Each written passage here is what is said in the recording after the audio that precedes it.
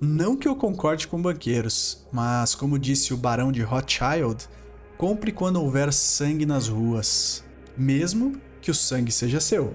Bem, se você está apreensivo com os ruídos do mercado ultimamente, essa história da Mt. Gox e o governo alemão, governo americano, que estão despejando mais de 8 bilhões aí no mercado e liquidando suas posições. E se você também está preocupado com relação à venda de bitcoins por parte dos mineradores, acalma teu coração, amigo. Bem, isso tudo é FUD. FUD é uma estratégia de manipulação usada por grandes players e tem um objetivo muito específico, que é transferir a riqueza das suas mãos para as mãos deles. Bem, o primeiro gráfico que eu quero mostrar aqui para vocês é esse das quedas dentro dos ciclos que nós tivemos ao longo do tempo do Bitcoin.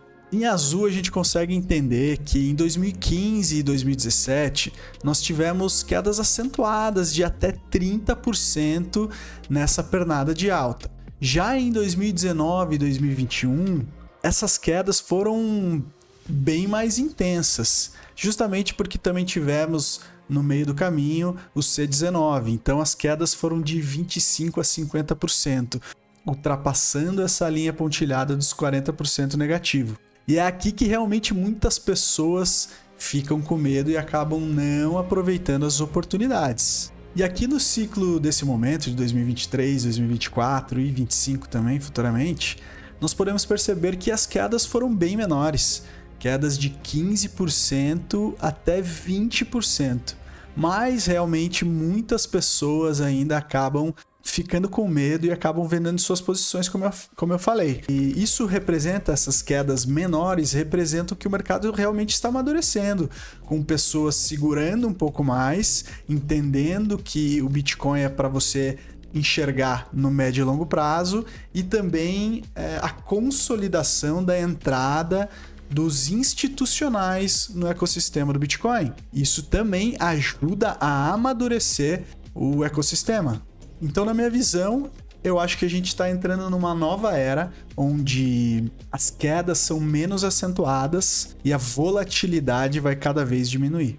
Agora, partindo para esse indicador muito importante, é um indicador de zonas de euforia do Bitcoin. Aqui vocês podem ver nessa linha azul que representa todas as altas históricas de todos os ciclos, e essa linha azul ela é alongada até o próximo período da próxima alta histórica, onde vocês podem ver que quando bate na alta histórica, realmente nós temos um momento exponencial dos preços. Então, em todos os ciclos você vai poder enxergar dessa forma. Dessa forma, as áreas verdes que nós temos aqui também, elas sugerem que o mercado estava em um estado de euforia. Então, em todos os ciclos, nós tivemos essas faixas verdes, umas um pouco mais extensas, outros momentos do ciclo, essas faixas foram um pouco menores, mas sempre tivemos. E aqui, nesse momento do ciclo, a gente pode entender que nós estamos num pequeno trecho dessa euforia que já foi amenizada por essa queda.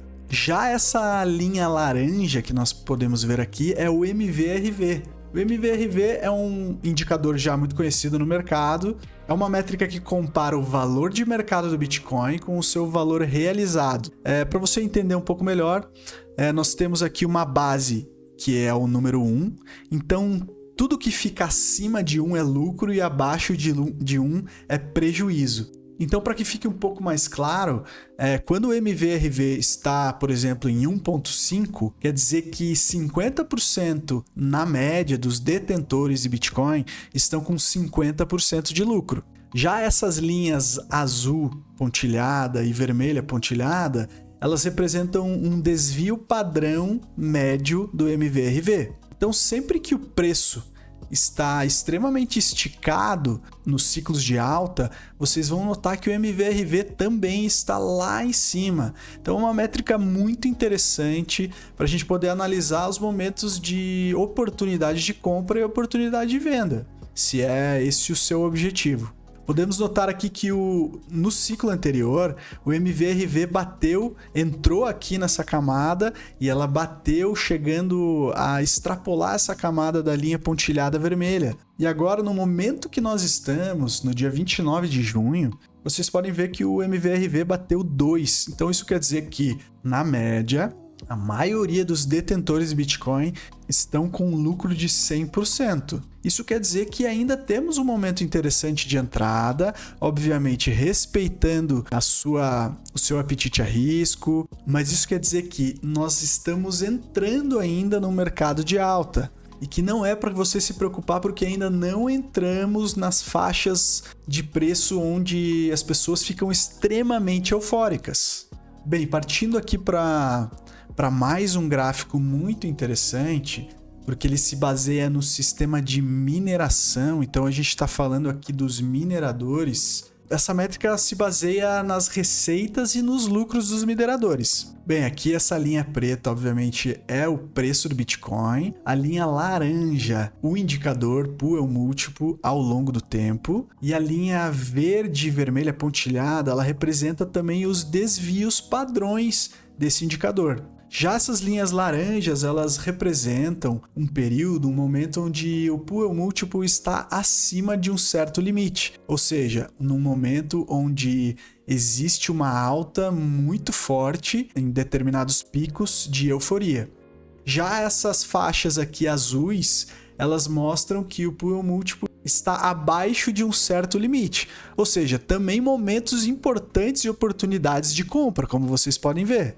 Então, analisando o momento atual, o que é importante você verificar aqui? Nós ainda nem entramos na faixa laranja, que é um momento onde existe um lucro muito forte da parte dos mineradores. Isso ainda não aconteceu, apesar deles estarem vendendo bastante, porque eles precisam custear a operação fixa deles. Antes era uma métrica, o MVRV, era dos detentores de Bitcoin, essa é uma métrica dos mineradores, eles ainda não tiveram o lucro desejado, ou seja, o início da pernada de alta ele foi sinalizado, mas é só o início. Então, por essa métrica, também vocês podem ficar relaxados.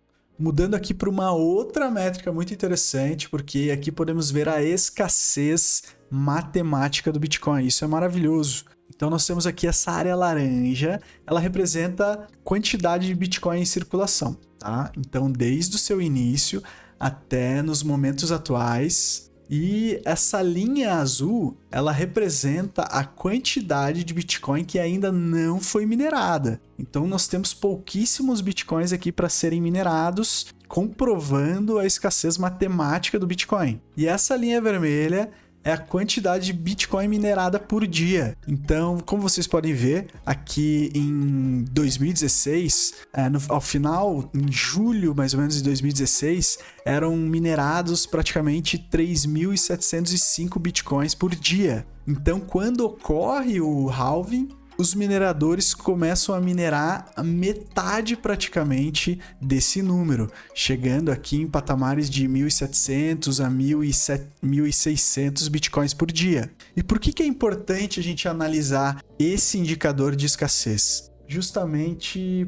porque nesse outro indicador nós temos o volume sob gerenciamento dos ETFs de bitcoins. Então, como vocês podem ver, os ETFs começaram a comprar aqui no início de janeiro, dia 11 de janeiro. Eles detinham ali 635 mil, quase 636 mil bitcoins.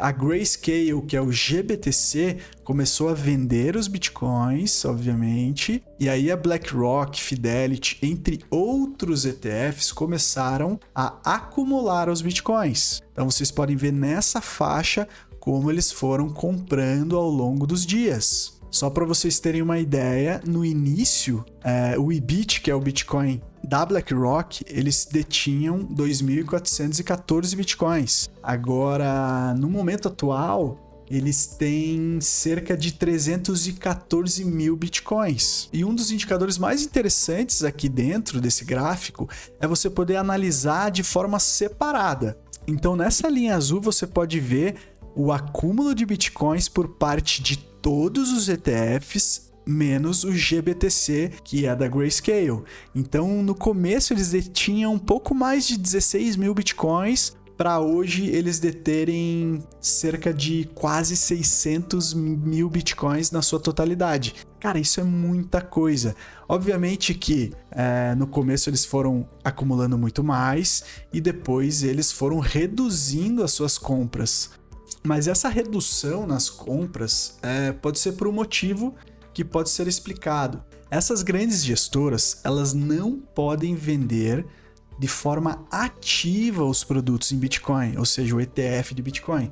Ou seja, eles não podem sair ligando para os clientes e vendendo esse produto. Eles só podem absorver essa venda passiva, ou seja, as pessoas, fundos e grandes empresas, enfim, que estão ligando para eles, mostrando interesse, aí sim eles podem fazer todo o processo de venda para que esses clientes adquiram Bitcoins. Então, a lógica é, se eles ainda não podem fazer essa venda ativa e já compraram tudo isso de Bitcoin, imagine quando eles puderem fazer essa compra ativa. E outro dado interessante que a gente pode extrair conjunto com esse gráfico é que a BlackRock, por exemplo, possui cerca de 11 trilhões de dólares sob sua custódia. E se a gente for fazer uma conta bem simples aqui, essa quantidade de Bitcoin representa apenas 0,18% do patrimônio de 11 trilhões de dólares que eles têm sob custódia. Então é muito pouco, não é nem 0,5%, não é 1%. Então esses caras, eles sabem o que eles querem. Eles efetivamente querem comprar nas melhores oportunidades. Então, qual que é a conclusão que a gente tira de tudo isso? Mantenha sua mentalidade fria e racional nesses momentos. Não transfira seus bitcoins para esses caras. Segure seus bitcoins até que existam momentos oportunos de venda.